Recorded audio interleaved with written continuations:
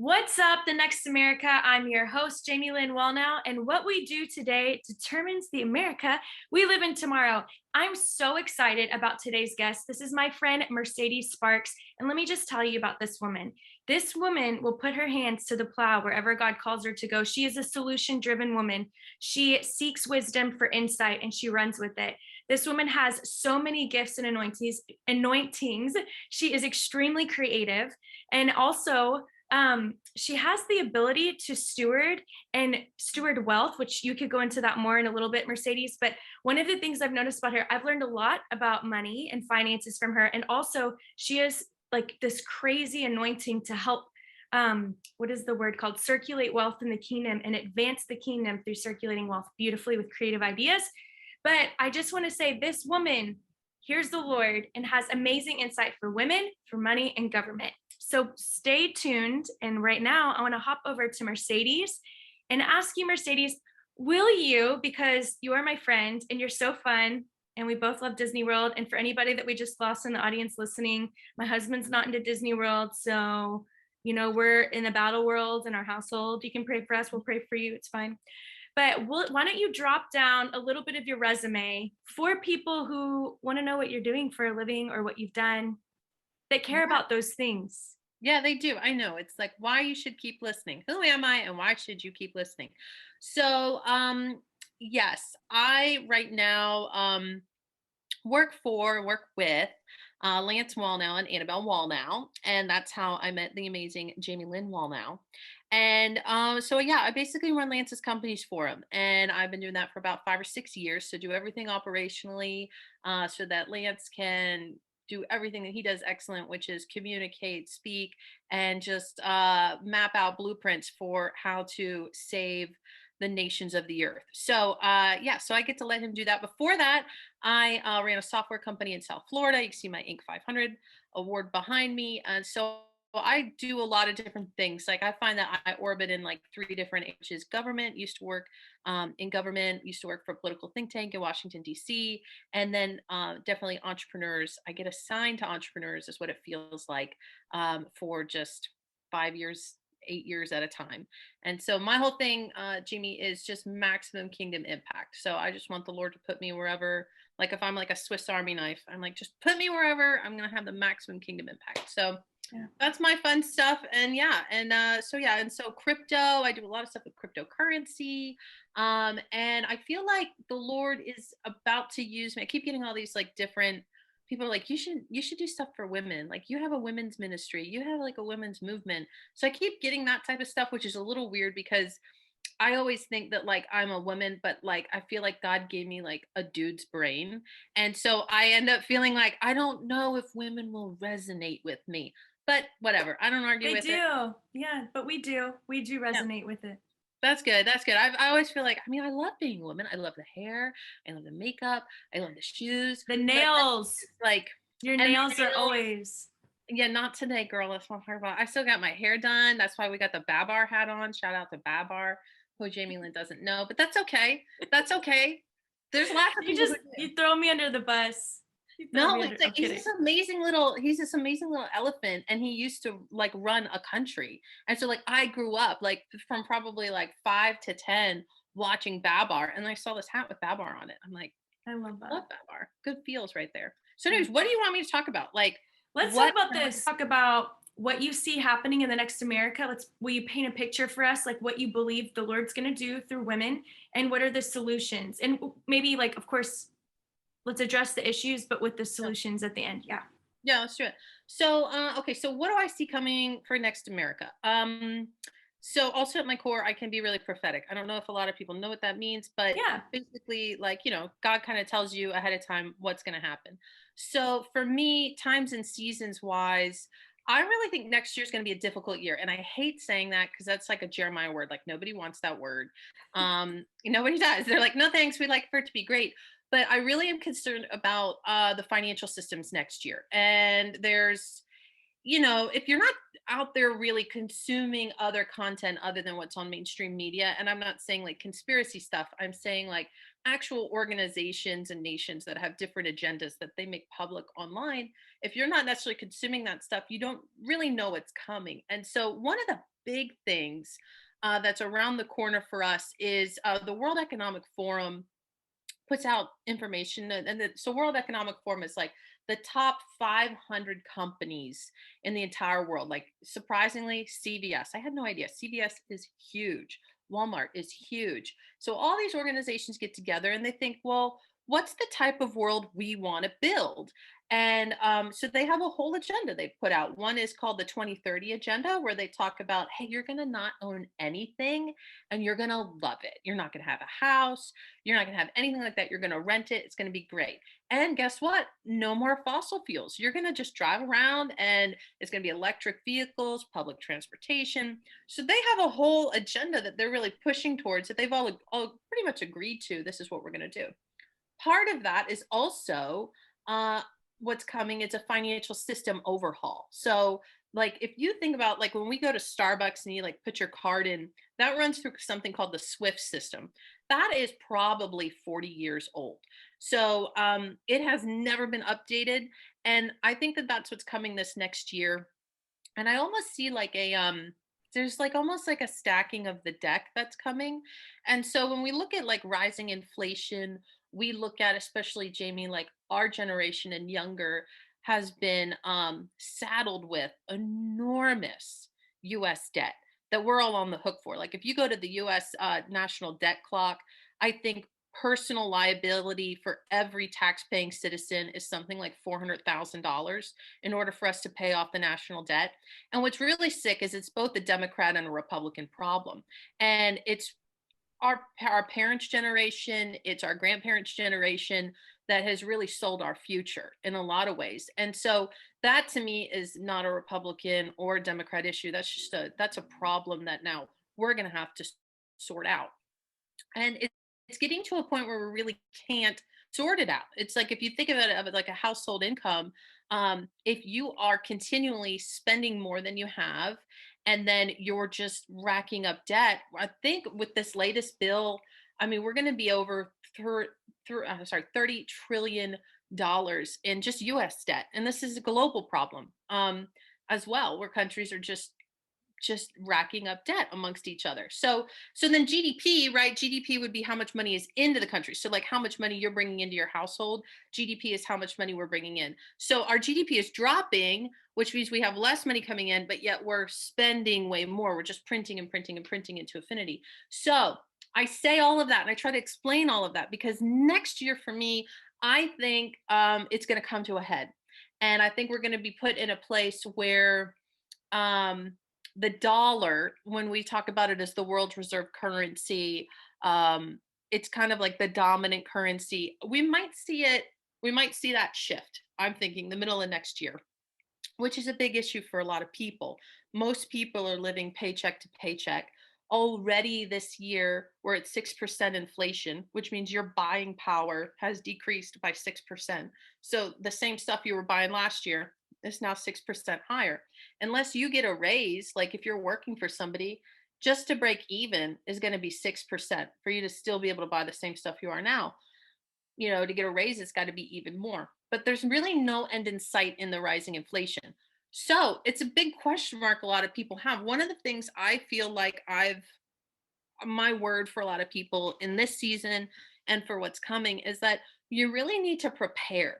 We need to be looking at if you have cash, and it depends on where you're at. You have a little bit of a younger audience. Normally, I talk to an audience that's a little older, 50 and up. But Just that, yeah. surprisingly enough, my other audiences are younger, and this one is more 50 and up. Oh, good. So you're talking to the right people. And for all you people who are younger, you about to get schooled in a good way. Yeah, and so there's a lot of different things we should be looking at. One of them is if you have cash, how do you protect it? How do you hedge against inflation? And so that's why when we talk about things like gold and silver, you should probably think about taking a portion of that cash, not all of it, but a portion of it, and putting it into a commodity that isn't as volatile as the U.S. dollar. So as inflation rises, normally people shift into gold and silver. Another thing to look at is cryptocurrency. Another thing to look at is like these emerging opportunities. And so it's a lot to get into for me just to explain it now. But, at its core, Bitcoin, which was the first one when it was released, was really created um, by, as people think, by the people, kind of for the people, against these big central banks who just keep printing money. And as they print more money, our buying power goes down, the value of the dollar goes down. So the way Bitcoin works is there's a fixed amount. You can't manufacture more. There's only a certain amount. And so that means as more people buy it, the value of it goes up. And so people like it for that reason. After that, there's a whole host of other cryptocurrencies that have come out that really, in a lot of ways, operate as an opportunity to kind of buy into different company ideas. It's almost like the dot com boom in a lot of ways, where a lot of these cryptocurrencies are used. To solve problems. So, like, let's say, for instance, there's one that's called VET, it's VET, and its goal is to really revolutionize the supply chain. So, like, from the time a banana seed is planted, the tree grows, you harvest a banana. And it gets delivered in a shipping container all the way to your grocery store. You can literally track the life cycle across the blockchain. So it's an idea that you can invest in. And so you could look at that cryptocurrency VET, all sorts of stuff like that. So anyways, that's another thing to look at. Like I said, I can't really get super into it, but next year I think is going to be really difficult financially. I also think there's a I risk. want to press pause for a second because I have a relationship with Theo and we've had these Yeah. conversations, and Mercedes is extremely knowledgeable about this, but if we really don't have time for her to like dive into it fully.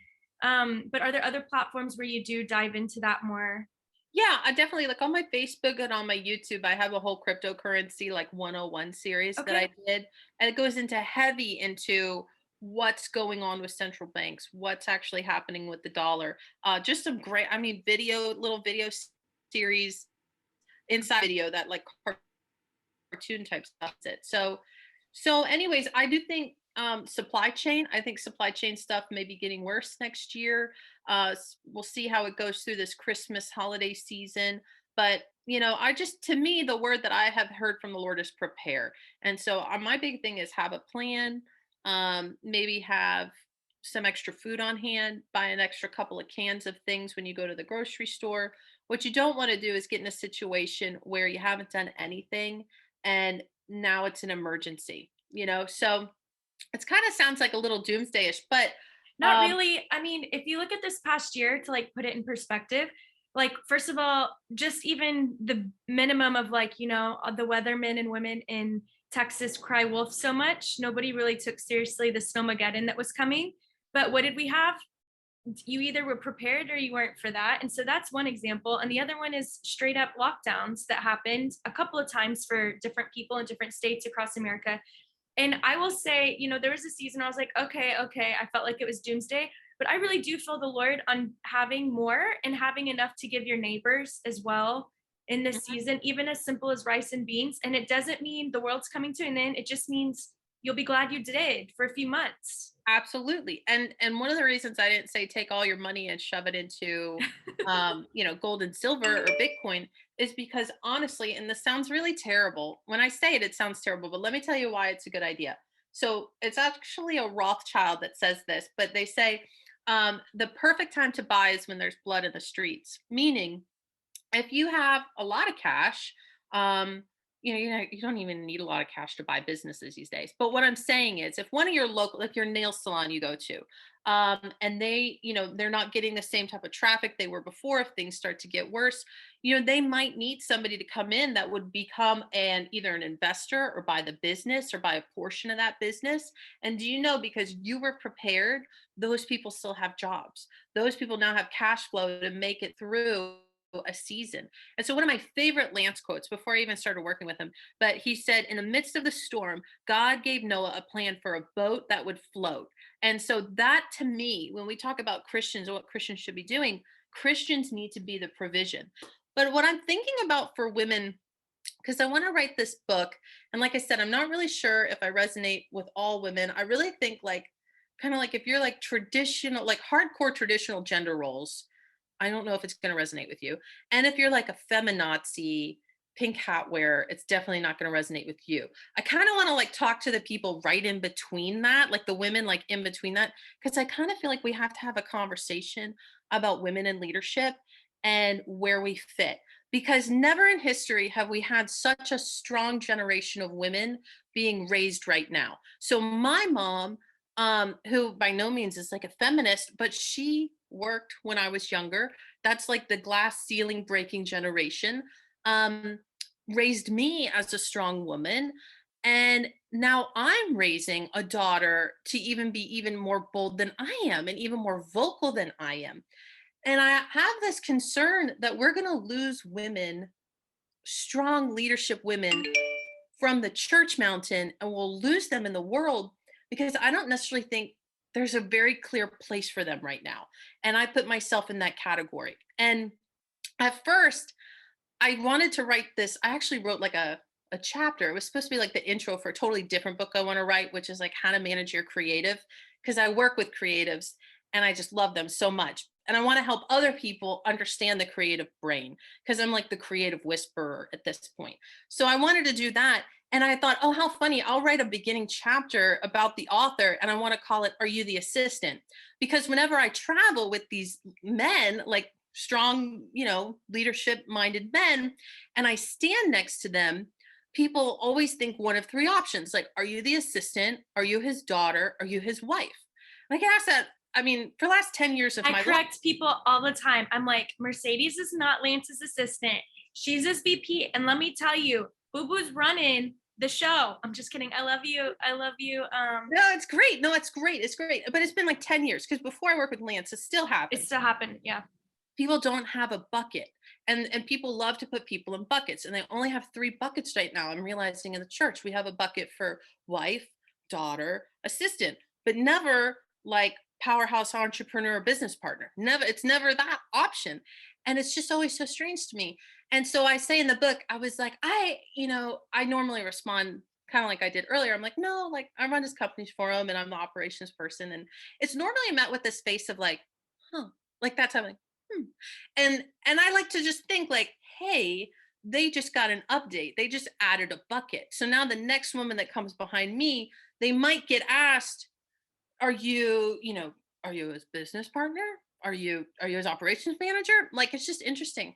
I don't have that problem in the secular world.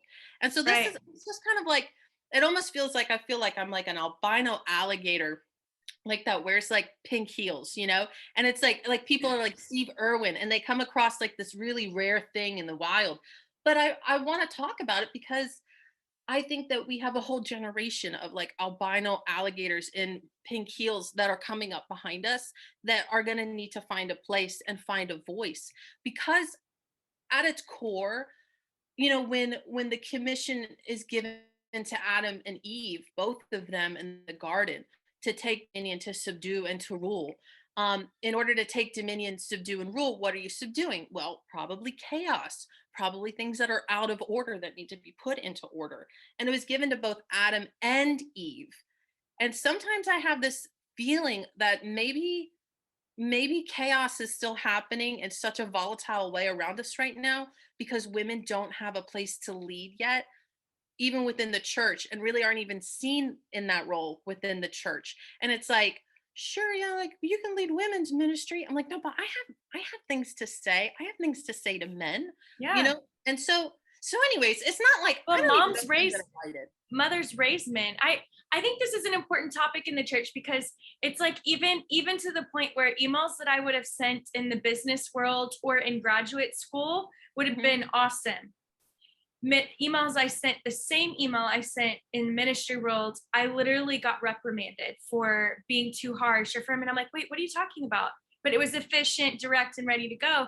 And it's something that is like, okay, we've got to backtrack here.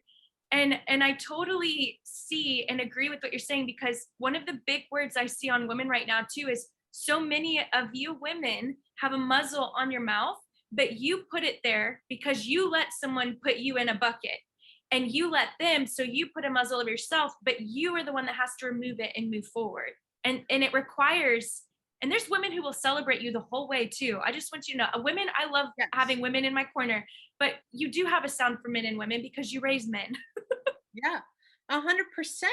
And what I've realized too is, well, one, it's taken me a long time to realize I'm not broken, because there are a lot of times I mean, I have been in tears where I've asked the Lord, why did you put my brain inside of this body? Like, it doesn't make sense. Because, and I mean, I understand it, but I don't understand it in terms of, I don't know how to say this, but there's just been real times where, I mean, and I'm going to put them in this book. I have a couple different instances where, but the same opportunities men are afforded, I am not afforded, nor do I think I will ever be afforded. And there's a part of me that thinks that that's really unfair. And it's not to the pure, all things are pure. And like when people, like, let's say I'm out to dinner with, like I just went out to dinner the other week. Uh, my husband has a work colleague named Tina, and we're all friends. So Tina and her husband Ryan, we're all friends. And so Ryan and I went to a conference in Miami on cryptocurrency and investing. And it's like, so many people would look sideways at that. So many people would say, well, that's not godly. Oh, rules around rules. You can't travel with a man alone. Oh my goodness. Like, you went out to dinner together? And you're like, yeah. So, it's just, there's a certain, and this is what I'm saying, like, if you're going to fall in this bucket, I'm not going to resonate with you, and that's okay. But I really think that it's not fair at times for women. I had somebody, it's like, like I said, I've been in business for a long time. So not all these stories I'm going to throw out here have to do with Lance. But I had one time somebody say, hey, if you ever want to be taken seriously, you should not travel with a woman. And I'm like, it's like, we're literally at lunch in the middle of the day with like 100 other people around. And all you saw blonde hair, you saw my physical appearance. Like, that's all you saw. I'm like, you didn't see in my brain. You don't see the gift mix that God's put inside of me. You don't see the provision that I am. I'm like, that's what you saw right now. And that hurts. I mean, in a lot of ways, it's hurtful and it's painful. And that's what I'm saying. There are real times where I've asked the Lord, I'm like, why did you call me to this? Why did you place me here? Why do I have these types of experiences? It's like, why not put a man here? Why am I here? And so, but it took me a really long time to realize that I'm not broken, that I didn't do anything wrong, that me being me and help updating other people's paradigms makes it a better world for my daughter to grow up in. And I just have a problem with some stuff like that. And I want to talk about it. And I could be totally wrong, but I at least want to, like, I just want to have a conversation about it in the church. It's like, where does that fit? Like, what am I really wanting to communicate? What am I really wanting to say to women? But it's coming from a place of concern that we're not stepping into leadership. I think that we're holding ourselves back. At times, I think as women, we even hold each other back sometimes from opportunity. And like you said earlier, it's just that we do it personally. That it's like, me, do I have something to say? Is really, like, I should be in there. I should be running for Congress. What am I going to do? I'm just a stay-at-home mom. What am I going to do? Which Like, what do makes I you know? the most ideal candidate to be a stay-at-home mom, to be a Yeah, mom in general, like to see boots on the ground. Like literally our government is supposed to be voting on behalf of the constituents, not their yeah, own personal opinion and views. And I think this is a really beautiful thing, is to empower women to ask the Holy Spirit, where is my voice? Where's my lane? What's my sphere of yeah, influence? And how can I get it? Like, where do I start? Because when opportunity presents itself, it's too late to prepare. And right now we got yeah, to prepare. And God's accelerating these women that you're talking about right now and yeah, all of these different roles. And it's interesting because I think you hold a role that is very rare, because my experience is very different as a woman from what you're saying. Like, I can't relate to what you're saying, but I yeah, don't do what you're doing. And so I've just been an entrepreneur off to the side, and I've never felt held back. I've had people be like, oh, what you're doing, so glad you have your father-in-law as a mentor to be able to do what you're doing. And in my head, I'm like, he didn't teach me how to do this. And this isn't sure, against my father-in-law, of course. yeah, It's just, it is like, I've had comments made towards me like, oh, you thought he taught me how to sell my artwork. You know what I mean? yeah, He opened up the door for me to come sell my artwork in this yeah, business that I have. And so there are things that women, we fight against or have to, that's where that is the moment where you can either muzzle yourself Or Yeah. you can be like, okay, I'm just going to keep going. Like, I'm not going to stop. That's somebody who has a bucket that I don't fit in. And you Yeah. can jump in his bucket or you can stay in your own. And I think that's a really beautiful language you used. So Yeah. I know there's women that are relating to what you're saying. Hmm. And so, solution wise, what would you say to these women right now? Like, to process this, to move forward with this, because I do believe women are mobilizing over the next two. I mean, Yeah. Sarah, oh, come on. Oh, Huckabee's daughter. Yes. Sarah Huckabee Sanders, I think. Thank you. Yeah. She is a great example of like breaking through the mold. I love that woman too. Yeah. So I see a generation of women that are emerging, but like it is happening right now. Yeah, it is.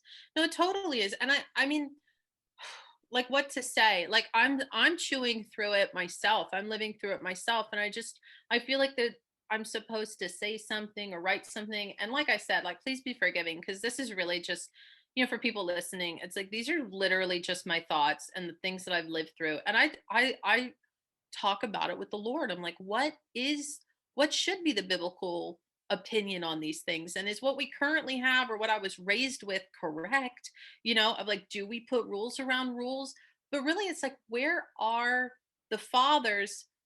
And I've been very blessed too. I mean, my last CEO, I he was an amazing man. I mean, and what's so weird is like when you're kind of raised by like a father who's tried his best and has been the best way that he can. I think we all carry stuff with us where that vision of who our dad is, it's like every man in our life after that kind of, we say this is a bit of what a man should be. And then, I mean, I guess what I'm trying to say is in working with him for 5 or 6 years, there are things that I carried with me that he had to pay a price for and helped reprogram my brain to say, you know, like I used to be really defensive about what I was paid. It's like my pay equated to my worth. And so anytime something wanted to be restructured, I was really not happy about it. And I just had this moment where he was like, Mercedes, when have I ever not taken care of you? When have I ever not taken care of you and your family where you're worried that like something's going to happen and it's almost like the rug's going to be pulled out from under me type of a thing. And I just sat and I was like, I don't know. And I realized I'm carrying an insecurity from a bucket that I had from a man that raised me who did a great job. I don't mischaracterize it. I'm just saying there's certain things that you can carry with you. And I'm like, I made him pay a price and like he helped reprogram me. So I'm saying all that because he was so fantastic and Lance is so fantastic and Annabelle is so fantastic. And I've been really blessed. So, but what I find is the rest of the church isn't as congruent as giving women opportunities and they don't know where to put a woman. And there's just certain things that I run into. So I'm not fully processed through it myself, but the only thing that I know is I'm just going to continue to keep being me. I'm not going to think that there's something wrong with me. I'm not going to take somebody else's label and put it on myself, and I'm just going to forge ahead and try to create a better circumstance for my daughter to grow up in. And I want to move towards leadership. And I think women should move towards leadership, whatever that looks like, because it's a different type of leadership. And women are able to say things that men can't. That's what I found most over the last couple of years is that even though I feel like I have like a guy brain in my head, which basically means I'm very direct and I say what I'm thinking and I don't necessarily, sugarcoat stuff. So it could just be super direct.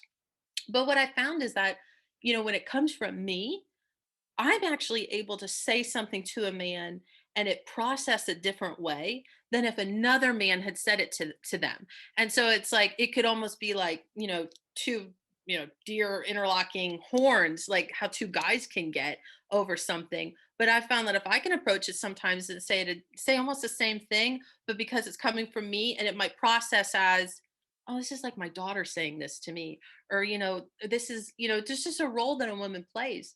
And I mean, even look at like Queen Elizabeth. Look at, God save the Queen. And like they're all about protecting the Queen. It's like we've never had that level of leadership in this country. And I will say, to go back to our Disney, I went with Liberty. That's my daughter. I went with Liberty a couple of years ago, like 2 years ago. We went to the Hall of Presidents and we were sitting there and she's And it's gonna make me cry. But like she's looking at the stage, she's like, Mom, where's the women? Like, where's the woman? And I like had to tell my 9-year-old, like, we've never had a female president, you know? It's just it's weird. It's it's just so weird to say that. Anyway, sorry. I'm like halfway through my cycle, so that's also part of it. But it's so true. No, but It's so true. that's not even an excuse because this is real. A lot of women feel that way. It's crazy, Jamie Lynn. I mean, like, it's crazy. Like, I'm there with my daughter, and I'm like, I love our country and I love all of our presidents, and but for her mind, it's like, where's the women? And I'm like, oh my gosh, it's like 2020, 2019 at the time. And I have to tell her, in the whole history of our nation, we've never had a female president.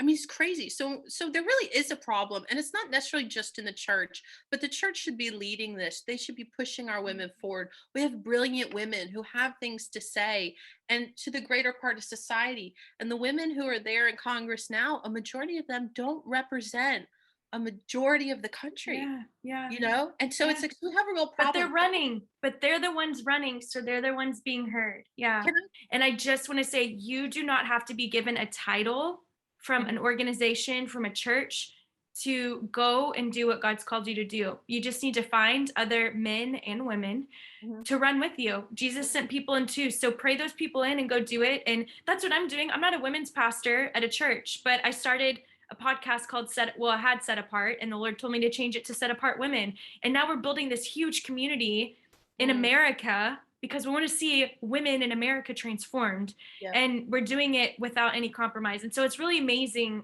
what God can do when somebody comes alongside you and you just choose to start running. So I really totally, love the insight and the conversation you're bringing to the table. We'll have to bring you over to Set Apart Women to talk to women more about yeah. what's going on. So And I think, you don't need permission, right? no, It's like in a lot of, unless you're really under some sort of ministry or company. I mean, obviously you probably need permission to be like, hey, I'm going to be the vice president today. But I but step into it. Find a place to lead. yeah, It's like, even if it's like PTA or homeowners association or mayor or police chief or fire, whatever fire chief is, like, do it. Just go step into it and do. I love it. Don't you feel like this is, I just want everybody to know this is like a normal conversation Mercedes and I would have outside of the camera. So I feel like it's, no, I mean, but then there would have been, without a limit. Like I'm saying, there's so much insight that you bring, and I'm sure there's a lot of people tuning in, even men that are like, am I empowering my wife? Am I empowering the women in our church? Even as a father in the church, am I being a father, or have I not taken that place because I haven't been given permission? And fathers, we need pure hearted fathers to empower the daughters. Totally. Yeah. So I Totally. love this so much. So, Mercedes, how can people connect with you? They can follow me on social media. I'm just like Mercedes Sparks everywhere. Sometimes I'm like follow Sadie's, but Facebook, just type in Mercedes Sparks, YouTube. I do most of my stuff on Facebook. And a lot of the stuff I post, like I'll get on and I'll do, little shorts and stuff. But I'm all about like faith, family, funny, all of that. So I put a lot of like funny stuff up there. And I want to say one other thing. I think it's important because I do think a new type of woman's being released in the earth, but it also means there's a new type of man being released in the earth. And what I love about my husband is that he champions the calling on my life as much as he champions the calling on his. And I am able to do the things that I'm able to do because he is just as involved as the child rearing. He's just as involved in house responsibilities as I would be. And so, like, that traditional, the wife stays home, the husband goes, that's a beautiful model as well. And I in no way knock it because it works for tons of people. But I think that there's more women out there like me being released in the earth, even like you, Jamie Lynn. And even though you're like, oh, we're a little different, I'm like, you're just as strong as a woman in leadership. You have an anointing for that. And there are so many women who we're now raising that are going to be even stronger than us. But that means Yeah. there's a different type of man, a different type of strength. Um, and I think it makes the kingdom that much more effective. I think it makes, maximum kingdom impact. It's a new model, I think, really. It's a new model of husband and wife, garden style, um, ruling, subduing type of an anointing that's being released in the earth in this hour. So I Anyways, love it. That's how Lance and I, by the way, are. We have equal roles at home, and that's something he told me too. And mm, I made me fall in love with him even more. His expectation was that we have equal roles, and I've never felt held back by my husband in any capacity. I have heard him seek the Lord and make sure it was my right time for certain things, which is marriage. But I have always felt empowered. And I know, ladies, even for all you single ladies out there, it is worth waiting for the man that you know God has called to support you and encourage you. If you There are women out there, they're like, but I want to be a stay-at-home wife. God bless you. That's an incredible role. It's just as incredible as any other woman's role. So we support 100%. you. So what we do today determines the America we live in tomorrow. And as you can see, I love what Mercedes shared about money, which meddles into government, of course, in what we're living in today. And then also women, you have an incredible voice, an incredible role. And I feel like this is so insightful for you to go to the Lord and ask him what your lane is and to show up big time. And so please, if you find value in this, like it, comment, subscribe, leave a written review. And if you want to join our tribe to help us keep going, because we want to get back in the studio one day for the Next America, click below and become a monthly supporter through Patreon. You can become a monthly patron, and there's some really cool levels, and you get fun gear over time and private videos. It's really amazing. And you can support all things media that I have my hands to, because we're building up a holy army and it's time to go. We ain't messing around. So thank you so much, Mercedes, for joining us. Make sure you go follow her, and I have her information linked below. And we'll see you next week on The Next America. Thank you so much for tuning into The Next America. It would be such a joy to have you join our tribe. Our tribe consists of men and women who are monthly supporting, discipling women with Set Apart Women and The Next America. We want to help disciple men and women to go into the world, make disciples of all nations, baptizing them in the Father, Son, Holy Spirit, teaching them how to pray, teaching them how to do the things Jesus commanded us to do. If you want to join the tribe and help sow into this monthly, please visit jamielinwallnow.com and become a monthly patron.